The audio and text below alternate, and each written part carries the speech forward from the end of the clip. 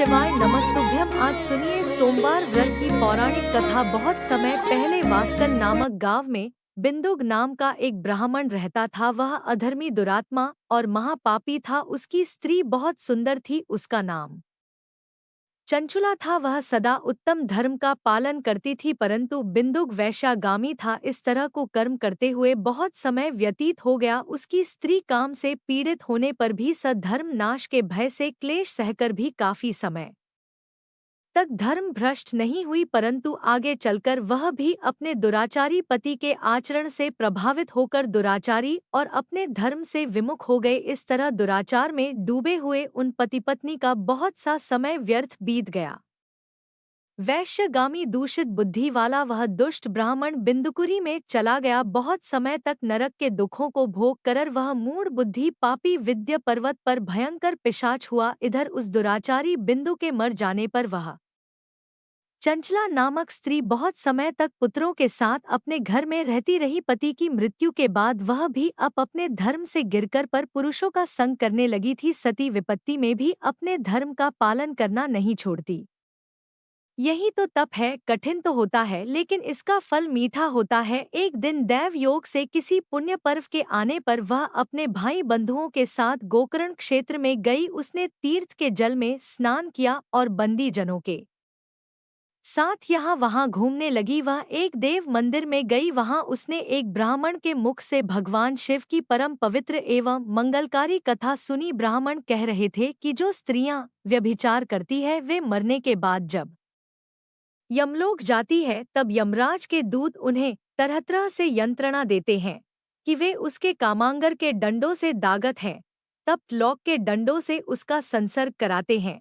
ये सारे दंड इतनी वेदना देने वाले होते हैं कि जीव पुकार पुकार कर कहता है कि अब वह ऐसा नहीं करेगा, लेकिन यमदूत उसे छोड़ते नहीं हैं। है कर्मों का फल तो सभी को भोगना पड़ता है। देव, ऋषि, मनुष्य सभी इससे बंधे हुए हैं। ब्राह्मण के मुख से यह वैराग्य बढ़ाने वाली कथा को सुनकर चंचला भय से व्याकुल हो गई। कथा समाप्त होने पर सभी लोग वहां से चले गए। तब कथा बांझ वाले ब्राह्मण देवता से चंचला ने कहा, है ब्राह्मण, धर्म को न जानने के कारण मेरे द्वारा बहुत बड़ा दुराचार हुआ है।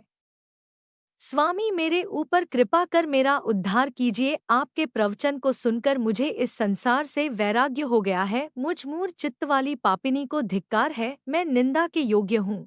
मैं बुरे विषयों में फंसकर अपने धर्म से विमुख हो गई थी। कौन मुझ जैसी को मार्ग में मन लगाने वाली पापिनी का साथ देगा? जब यमदूत मेरे गले में फंदा डालकर मुझे बांध कर ले जाएंगे और नरक में मेरे शरीर के टुकड़े करेंगे, तब मैं कैसे उन महायातना को डोट सहन कर पाऊंगी? मैं सब प्रकार से नष्ट हो गई हूँ, क्योंकि अभी तक मैं हर तरह से पाप में डूबी रही हूँ। हे ब्राह्मण, आप मेरे गुरु हैं, आप ही मेरे माता पिता हैं। मैं आपके शरण में आई हूँ। मुझ अबला का अब आप उद्धार कीजिए। इस प्रकार विलाप करती हुई चंचला ब्राह्मण देवता के चरणों में गिर पड़ी। तब ब्राह्मण ने उसे कृपा पूर्वक उठाया और इस प्रकार कहा, नारी, तुम सौभाग्यशाली हो जो भगवान शंकर की कृपा से तुमने वैराग्यपूर्ण यह कथा सुनी है और कथा को सुनकर समय से अपनी गलती का एहसास कर लिया है। तुम डरो मत और भगवान शिव की शरण में जाओ। उनकी परम कृपा से तुम्हारे सभी पाप नष्ट हो जाएंगे। मैं तुम्हें भगवान शिव की कथा सहित वह मार्ग बताऊंगा जिसके द्वारा तुम्हें सुख देने वाली उत्तम गति प्राप्त होगी। शिव कथा सुनने से तुम्हारी बुद्धि शुद्ध हो गई है और तुम्हें पश्चाताप हुआ है तथा मन में वैराग्य उत्पन्न हुआ है। पश्चाताप ही पाप करने वाले पाप के लिए सबसे बड़ा प्रायश्चित है। जो मनुष्य अपने को कर्म के लिए प्रायश्चित नहीं करता वह उत्तम गति प्राप्त नहीं करता, परंतु जिसे अपने कुकृत्य पर हार्दिक पश्चाताप होता है वह अवश्य ही उत्तम गति का भागीदार होता है। इसमें कोई शक नहीं है। शुद्ध चित्त में ही भगवान शिव और माता पार्वती का वास होता है। वह शुद्ध आत्मा पुरुष सदा शिव के पद को प्राप्त होता है। इस कथा का श्रवण सभी मनुष्यों के लिए कल्याणकारी है, अतः इसकी आराधना और सेवा करनी चाहिए। हे ब्राह्मण पत्नी, तुम अन्य विषयों से अपने मन को हटाकर भगवान शंकर की इस परम पावन कथा को सुनो। इससे तुम्हारे चित्त की शुद्धि होगी और तुम्हें मोक्ष की प्राप्ति होगी। जो मनुष्य निर्मल हृदय से भगवान शिव के चरणों का चिंतन करता है उसकी एक ही जन्म में मुक्ति हो जाती है। यह कहकर वे ब्राह्मण चुप हो गए। उनका हृदय करुणा से भर गया। वे ध्यान में मग्न हो गए। ब्राह्मण का यह उपदेश सुनकर चंचला के नेत्रों में आनंद के आंसू छलक आए। वह हर्ष भरे हृदय से ब्राह्मण देवता के चरणों में गिर गई और हाथ जोड़कर बोली कि मैं कृतार्थ हो गई है। ब्राह्मण शिव भक्तों में श्रेष्ठ स्वामीन, आप धन्य है। आप परमार्थदर्शी है और सदा परोपकार में लगे रहते हैं। साधु, मैं नरक के समुद्र में गिर रही हूँ, कृपा करके मेरा उद्धार कीजिए। जिस पौराणिक और अमृत के समान कथा की बात आपने की है उसे सुनकर ही मेरे मन में वैराग्य उत्पन्न हुआ। उस अमृतम कथा को सुनने के लिए मेरे मन में बड़ी श्रद्धा हो रही है। कृपया आप मुझे उसे सुनाइए। कथा सुनने की इच्छा मन में लिए हुए चंचला उन ब्राह्मण देवता की सेवा में वहीं रहने लगी। उस गोकर्ण नामक महाक्षेत्र में उन ब्राह्मण देवता के मुख से चंचला भगवान शिव की भक्ति, ज्ञान और वैराग्य बढ़ाने वाले और मुक्ति देने वाली परम उत्तम कथा सुनकर कृतार्थ हुई। उसका चित्त शुद्ध हो गया। वह अपने हृदय में शिव के सगुण रूप का चिंतन करने लगी। वह सदैव शिव सच्चिदानंदमय स्वरूप का स्मरण करती थी। इसके बाद अपना समय पूर्ण होने पर चंचला ने बिना किसी कष्ट के अपना शरीर त्याग दिया। उसे लेने के लिए एक दिव्य विमान वहां पहुंचा। यह विमान शोभा साधनों से सजा था और शिव गणों से सुशोभित था। चंचला विमान से शिवपुरी पहुंची। उसके सारे पाप धुल गए। वह दिव्य रूप धारिणी दिव्यांगना हो गई थी। वह गौरंगी देवी मस्तक पर अर्ध चंद्र का मुकुट और अन्य दिव्य आभूषण पहने शिवपुरी में पहुंची। वहां उसने सनातन देवता त्रिनेत्रधारी महादेव शिव को देखा। सभी देवता उनकी सेवा में भक्ति भाव से उपस्थित थे। उनकी अंग कांति करोड़ों सूर्य के समान प्रकाशित हो रही थी। 5 मुख और हर मुख में 3-3 नेत्र थे। मस्तक पर अर्ध चंद्र आकार मुकुट शोभायमान हो रहा था। कंठ में नील चिन्ह। उनके साथ में देवी गौरी विराजमान थी जो विद्युत पुंज के समान प्रकाशित हो रही थी। महादेव जी की कांति कपूर के समान गौर थी। उनके शरीर पर श्वेत वस्त्र थे तथा शरीर श्वेत भस्म से युक्त था। इस प्रकार भगवान शिव के परम उज्ज्वल रूप के दर्शन कर चंचला बहुत प्रसन्न हुई। उसने भगवान को बारंबार प्रणाम किया और हाथ जोड़कर प्रेम, आनंद और संतोष से युक्त होकर विनीत भाव से खड़ी हो गई। उसके नेत्रों से आनंद के आंसुओं की धारा बहने लगी। भगवान शंकर और भगवती गौरी उमा ने करुणा के साथ सौम्य दृष्टि से देखकर चंचला को अपने पास बुलाया। गौरी उमा ने उसे प्रेम पूर्वक अपनी सखी बना लिया। चंद सुख पूर्वक भगवान शिव के धाम में उमा देवी की सखी के रूप में निवास करने लगी। एक दिन चंचला आनंद में मग्न उमा देवी के पास गई और दोनों हाथ जोड़कर उनकी स्तुति को करने लगी। है गिरिराज नंदिनी स्कंद माता उमा, आप सभी मनुष्यों एवं देवताओं द्वारा पूजित तथा समस्त सुखों को देने वाली है। आप शंभु प्रिया है। आप ही गुणा और निर्गुणा है। हे सच्चिदानंद स्वरूपा, आप ही प्रकृति की पोषक है। हे माता, आप ही संसार की सृष्टि, पालन और सहार करने वाली है। इस प्रकार सद्गति प्राप्त चंचला देवी की स्तुति कर शांत हो गई। उसकी आंखों में प्रेम के आंसू उमड़ आए। तब शंकर प्रिया भक्त वत्सला उमा देवी ने बड़े प्रेम से चंचला को चुप कराते हुए कहा कि चंचला, मैं तुम्हारी इस स्तुति से प्रसन्न हूँ।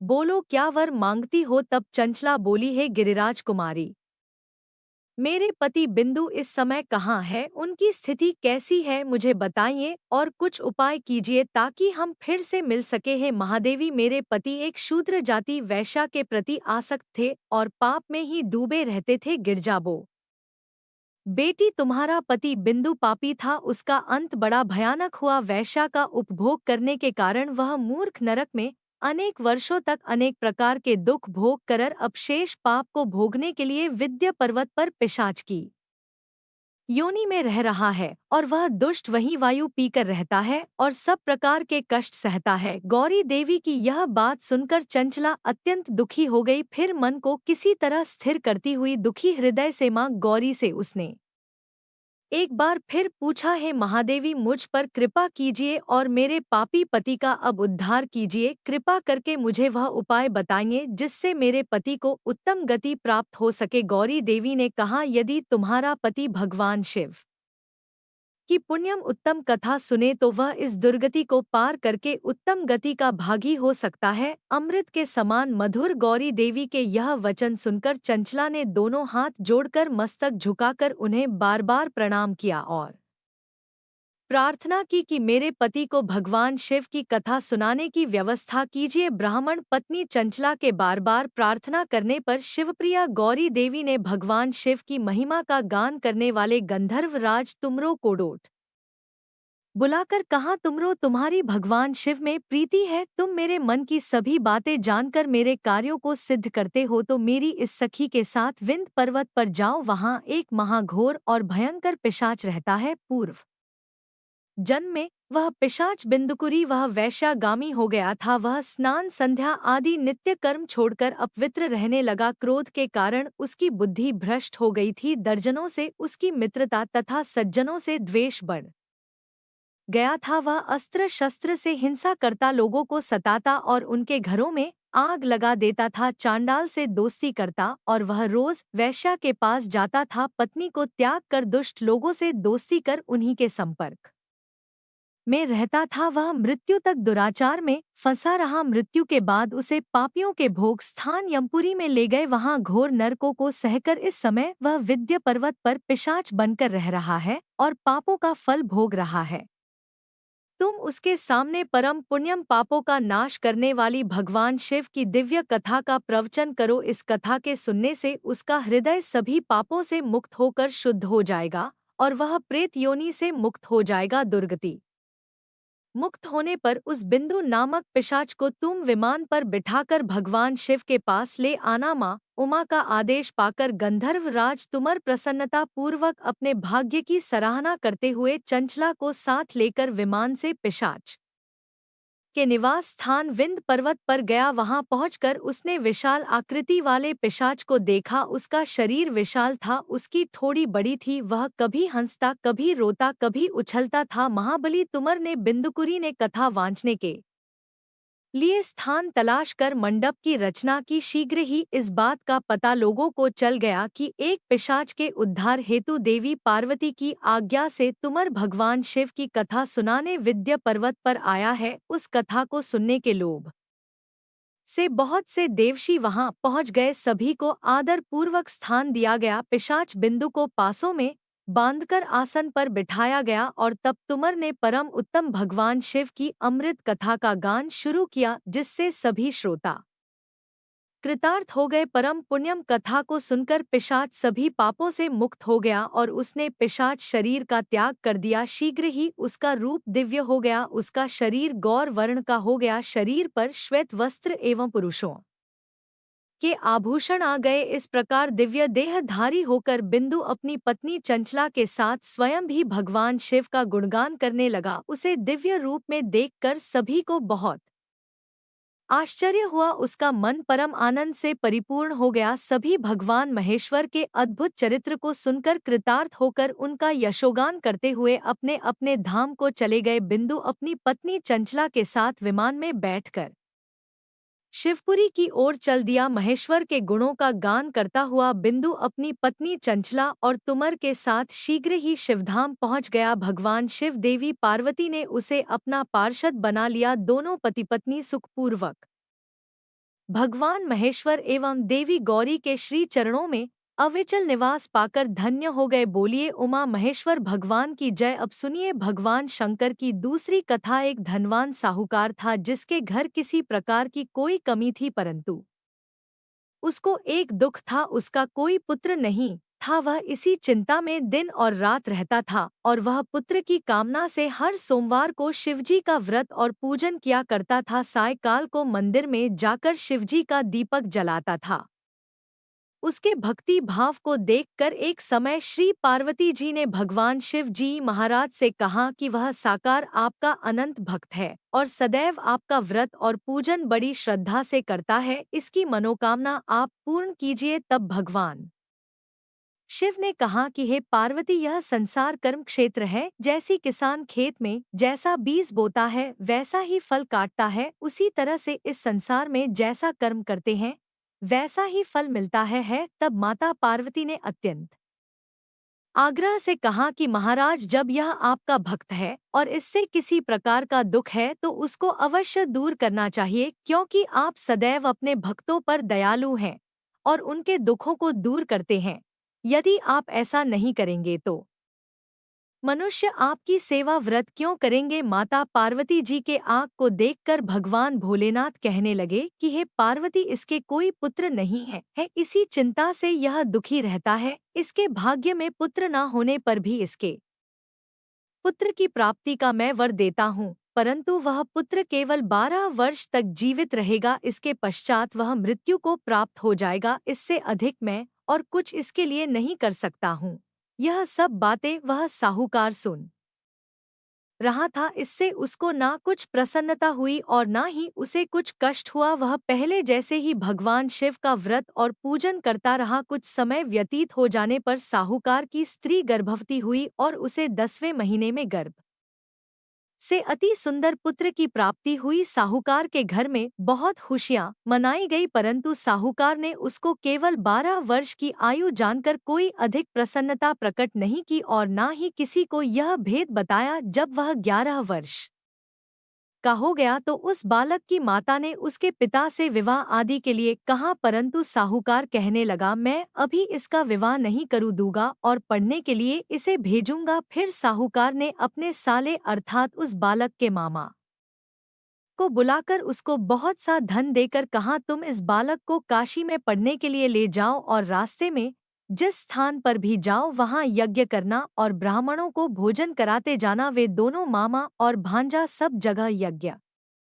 करते और ब्राह्मणों को भोजन कराते जा रहे थे। रास्ते में उनको एक शहर पड़ा। उस शहर के राजा की कन्या का विवाह था और दूसरे राजा का लड़का जो विवाह कराने के लिए बारात लेकर आया था वह एक आंख से काना था। उसके पिता को इस बात की बड़ी चिंता थी कि कहीं वर को देखकर कन्या के माता पिता विवाह में किसी प्रकार की अड़चन पैदा ना कर दे। इसका कारण जब उसने अति सुंदर सेठ के लड़के को देखा तो उसने मन में विचार किया कि क्यों ना दरवाजे के समय इस लड़की से वर का काम चलाया जाए। ऐसा विचार करके वर के पिता ने उस लड़के और मामा से बात की तो वे दोनों राजी हो गए। फिर उस लड़के को वर के कपड़े पहनाकर और घोड़ी पर चढ़ाकर दरवाजे पर ले गए और बड़ी सुंदरता से सब कार्य संपन्न हो गए। वर के पिता ने सोचा यदि विवाह कार्य भी इसी लड़के से करा दिया जाए तो इसमें क्या बुराई है। ऐसा विचार करके लड़का और उसके मामा से कहा, यदि आप फेरों और कन्यादान का काम भी करा दे तो आपकी बड़ी कृपा होगी और हम इसके बदले बहुत सा धन देंगे। उन्होंने भी स्वीकार कर लिया और विवाह कार्य भी बहुत कुछ अच्छी तरह से हो गया। परंतु जिस समय लड़का जाने लगा तो उसने राजकुमारी की चुन्नी के पल्ले पर लिख दिया कि तेरा विवाह मेरे साथ हुआ है, परंतु जिस राजकुमार के साथ तुमको भेजेंगे वह एक आंख से काना है। मैं तो काशी जी पढ़ने जा रहा हूँ।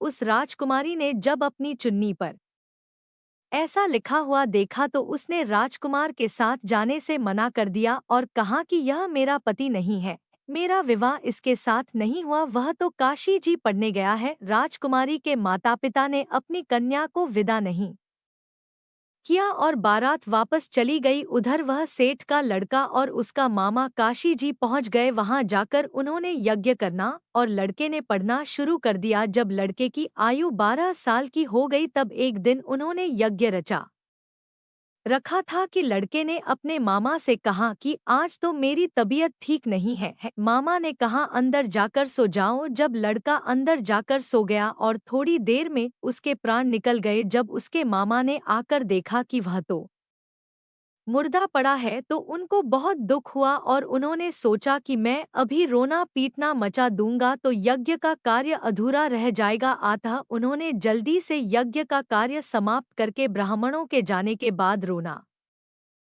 पीटना आरंभ कर दिया। संयोगवश उसी समय शिवजी और पार्वती जी उधर से जा रहे थे। पार्वती जी कहने लगी है, महादेव कोई दुखियारा रो रहा है, इसके कष्टों को आप दूर करो। तब भगवान शिव बोले, इसकी आयु इतनी ही थी सो यह भोग चुका है। माता पार्वती ने कहा कि महाराज कृपा करके इस बालक को और आयु दे दो, नहीं तो इसके माता पिता तड़प तड़प कर मर जाएंगे। पार्वती जी के इस प्रकार बार बार आग्रह करने पर भगवान शिव जी ने उसे जीवन दान दे दिया और शिव जी की कृपा से लड़का जीवित हो गया। शिवजी और पार्वती जी कैलाश पर्वत पर चले गए। तब इस प्रकार यज्ञ करते हुए लड़का और उसके मामा अपने घर की ओर चल पड़े। रास्ते में उसी शहर में गए जहां उसका विवाह हुआ था, और जहां पर आकर यज्ञ किया तो लड़के के ससुर ने उसे पहचान लिया और अपने घर महल में जाकर बड़ी खातिर के साथ बहुत दास दसियों के सहित आदर पूर्वक लड़की और जमाई को विदा किया। जब वह अपने शहर के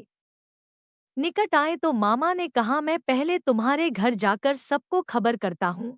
उस समय लड़के के माता पिता अपने घर की छत पर बैठे हुए थे और उन्होंने यह प्रण कर रखा था कि यदि हमारा पुत्र सकुशल घर आएगा तो राजी खुशी नीचे उतर कर आ जाएंगे, नहीं तो छत से गिरकर अपने प्राण खो देंगे। इतने में उस लड़के के मामा ने जाकर यह समाचार दिया कि आपका पुत्र आ गया है, परंतु उनको विश्वास नहीं हुआ। तब उसके मामा ने शपथ पूर्वक कहा कि आपका पुत्र अपनी स्त्री के साथ बहुत सारा धन लेकर आया है। तो सेठ ने आनंद के साथ उसका स्वागत किया और बड़ी प्रसन्नता से रहने लगे। इस प्रकार जो भी व्यक्ति सोमवार का व्रत करता है अथवा इस कथा को पढ़ता है या सुनता है, भगवान भोलेनाथ उसके सभी दुखों को दूर करके उसकी समस्त मनोकामनाएं को पूर्ण करते हैं। बड़ी ही श्रद्धा और भक्ति के साथ अब आप सुनिए सोमवार की दूसरी कथा। एक बार की बात है, माता पार्वती शिवजी को पति के रूप में प्राप्त करने के लिए घोर तप कर रही थी। उनके तप को देखकर देवताओं ने शिवजी से देवी की मनोकामना को पूर्ण करने की प्रार्थना की। शिवजी ने पार्वती जी की परीक्षा लेने के लिए सप्त ऋषियों को भेजा।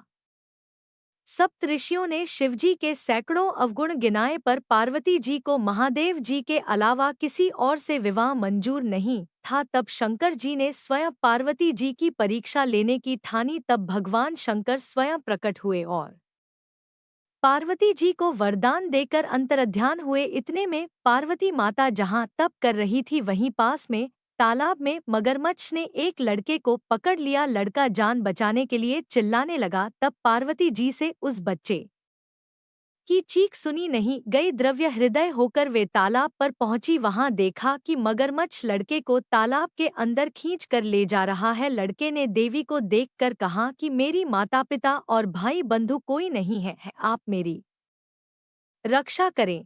तो पार्वती जी ने कहा कि मगरमच्छ इस लड़के को छोड़ दो। मगरमच्छ बोला, दिन के छठे पैर में जो मुझे मिलता है उसे मैं अपना आहार समझकर स्वीकार कर लेता हूँ, यह मेरा नियम है। ब्रह्मदेव ने दिन के छठे पहर में इस लड़की को भेजा है तो मैं इसे क्यों छोड़ूं। पार्वती जी ने विनती की कि तुम इसे छोड़ दो, बदले में तुम्हें जो चाहिए वह मुझसे कहो। तो मगरमच्छ बोला, एक ही शर्त पर मैं इसे छोड़ूंगा। आपने तप करके महादेव जी से जो वरदान लिया है, यदि उस तप का फल मुझे दे दो तो मैं इसे छोड़ दूंगा। पार्वती जी तुरंत तैयार हो गई। उन्होंने कहा, मैं अपने तप का फल तुम्हें देने को तैयार हूँ, लेकिन तुम इस बालक को छोड़ दो। मगरमच्छ ने समझाया, सोच लो देवी, जोश में आकर संकल्प मत करो। हजारों वर्षों तक जैसा तप किया है वैसा देवताओं के लिए भी संभव नहीं है। उसका सारा फल इस बालक के प्राणों के बदले चला जाएगा। पार्वती जी ने कहा, मेरा निश्चय पक्का है, मैं तुम्हें अपने तप का फल देती हूँ, तुम इसको जीवन दे दो। मगरमच्छ ने पार्वती जी से तप दान करने का संकल्प करवाया। तप का दान होते ही मगरमच्छ का देह तेजी से चमकने लगा और वह बोला, हे पार्वती, यह देखो, तप प्रभाव से मैं तेजस्वी बन गया हूँ। तुमने जीवन भर की पूंजी एक बच्चे के लिए व्यर्थ कर दी, चाहे तो अपनी भूल सुधारने का एक मौका और दे सकता हूँ। तब पार्वती जी ने कहा, हे ग्रह, तब तो मैं पुनः कर सकती हूँ, किंतु यदि तुम इस लड़के को निगल जाते तो इसका जीवन वापस नहीं मिल सकता था। देखते ही देखते वह लड़का अदृश्य हो गया और मगरमच्छ भी लुप्त हो गया। पार्वती जी ने विचार किया, मैंने तप तो दान कर दिया है, अब पुनः से तप आरंभ करूंगी। पार्वती जी ने फिर से तप करने का संकल्प किया। भगवान सदाशिव फिर से प्रकट होकर बोले, हे पार्वती, भला अब क्यों तप कर रही हो। तब पार्वती जी ने कहा, प्रभु, मैंने अपने तप का फल दान कर दिया है। आपको पति रूप में पाने के संकल्प के लिए मैं फिर से वैसा ही घोर तप करके आपको प्रसन्न करूंगी। तो महादेव जी बोले, मगरमच्छ और लड़के दोनों रूपों में मैं ही था। तुम्हारा चित्त प्राणी मात्र में अपने सुख दुख का अनुभव करता है या नहीं, इसकी परीक्षा लेने के लिए मैंने ही यह लीला रची थी। अनेक रूपों में दिखने वाला मैं एक ही हूँ। मैं अनेक शरीरों में, शरीरों से अलग निर्विकार हूँ। तुमने अपना तप मुझे ही दिया है, इसलिए अब और तप करने की कोई आवश्यकता नहीं है। देवी ने महादेव जी को प्रणाम कर प्रसन्न मन से विदा किया। प्रेम से बोलिए भगवान शंकर और माता पार्वती की जय। अब आप सुनिए भगवान भोलेनाथ की आरती। ओम जय शिव।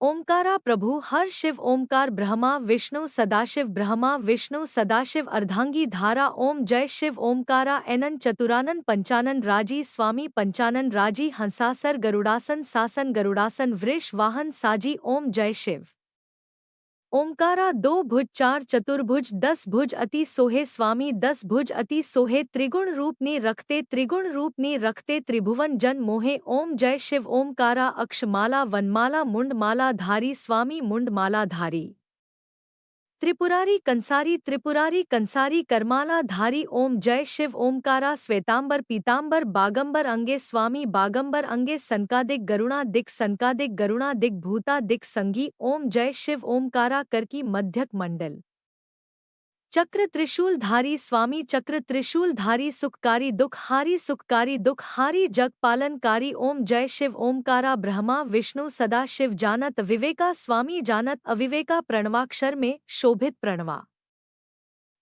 शोभित ये तीनों एका। ओम जय शिव ओमकारा त्रिगुण स्वामी जी की आरती। जो कोई नर गावे स्वामी जो कोई नर गावे कहत शिवानंद स्वामी मनवांछित फल पावे। ओम जय शिव ओमकारा। ओम जय शिव ओमकारा। जय भोलेनाथ। आपको यह कथा पसंद आए तो इसे लाइक करके चैनल को जरूर सब्सक्राइब करिएगा और कमेंट में भगवान भोलेनाथ जी की जय जरूर लिखिए। प्रेम से बोलिए हर हर महादेव। ओम नमः शिवाय।